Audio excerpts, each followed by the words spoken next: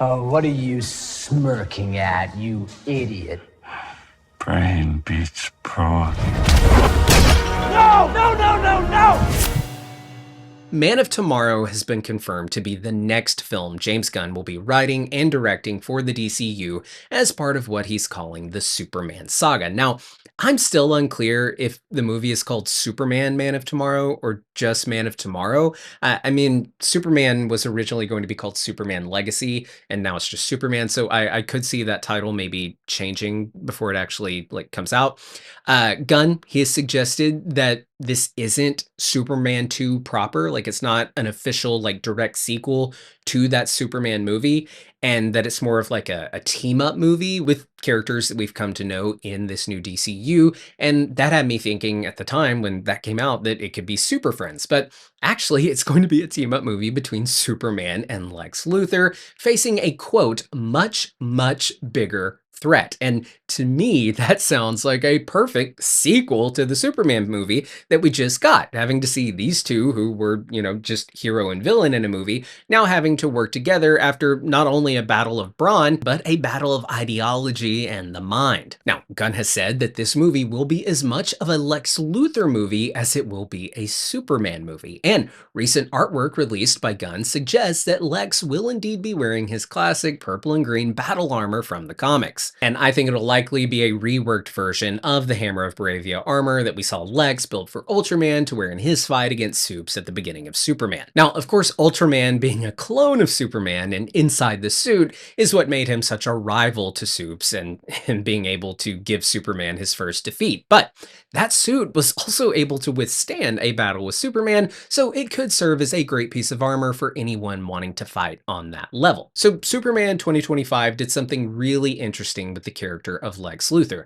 They made him a total murdering piece of shit that we all love to see crypto dogpile, but they also somehow, some way made him somewhat of a sympathetic character that to a degree, if you really look at his arguments for why Superman is dangerous, you can't help but go, you might have a little bit of a point. But we have to remember that the calculations that Lex has made on a godlike being like Superman being dangerous, they don't take into account the fact that Superman was raised to be a good person and that upbringing makes him a great asset for the planet and for humanity, not a threat. But you could easily see that if he didn't have that upbringing or just didn't respond well to it, you could see how dangerous somebody with Superman's power could be. And what Lex really ended up doing by cloning Superman and using him as his puppet, bestowing himself essentially with that power of Superman, he ended up proving the point of how dangerous this level of power can be in the wrong hands. The only part that Lex is missing is that those wrong hands were his own. Lex ended up creating the very threat that I think we'll see him and Superman going up against in Man of Tomorrow, a creation that spawns from both of these men.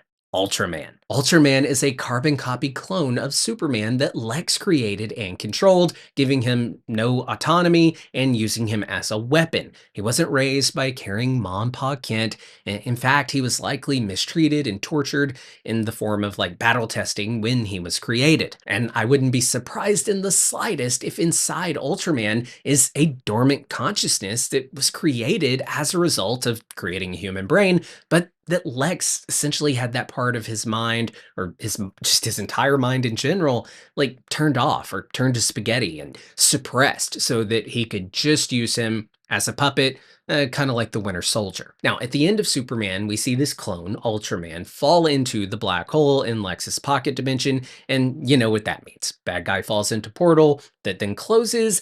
He's going to be back. Now, many, including yours truly, all came to that same conclusion coming out of Superman that Ultraman would be returning from the other universe on the other side of that black hole, likely as a version of Bizarro Superman from the comics. Now, Bizarro Superman, he is this multiversal variant of Superman from a universe that is, well, bizarre. And we think that when he returns, he'll be deformed and angry and perhaps aided by other Bizarro friends, and he'll be a force to reckon with. Now, Ultraman's beef with Lex Luthor is obvious. Lex created him just to use him as a toy, and he made him undergo torture and have no sentience of his own. And Lex made this guy live essentially in the darkness of his own subconscious. So if he is now free from Lex's control, he's likely going to want revenge on his creator. Now, the beef that I think he'll have with Superman could stem from Ultraman having seen the message from Superman's parents, giving him detailed instructions to conquer the planet, and Ultraman's jealousy that Superman had parents that loved him and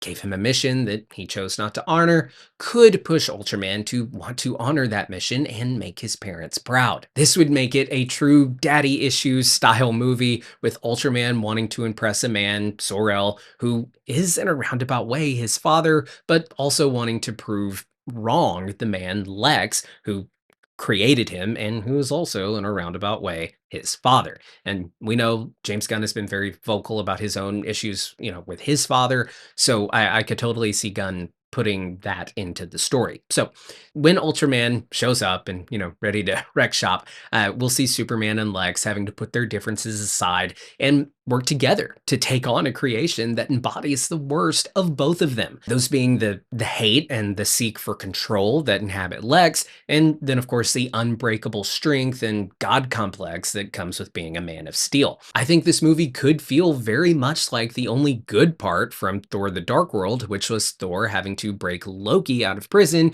to help him defeat the Dark Elves. We could see Superman working with Amanda Waller, who runs Belle Reve Prison, which is where Lex was sent, and we could see them all working together to take down Ultraman. Hell, throw some Suicide Squad members in there too. Get Peacemaker in the mix. That would be dope. Now, as far as the question of Lex having a face turn this early in the DCU and not being the overarching villain that we thought he'd be, I don't think that we have to worry about that. Yes, they will work together a lot in this film. They may even share some laughs and some cool scenes where they work together really well and prove that they together could do truly great things as Men of Tomorrow.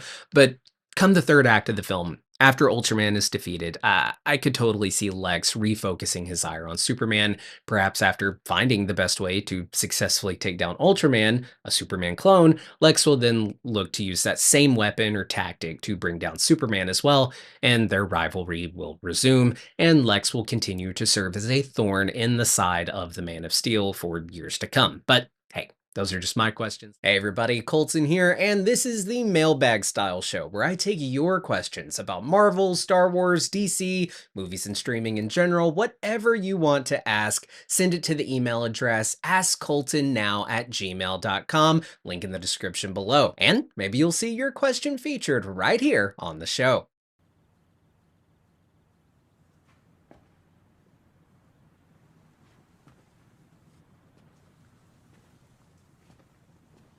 You're still here.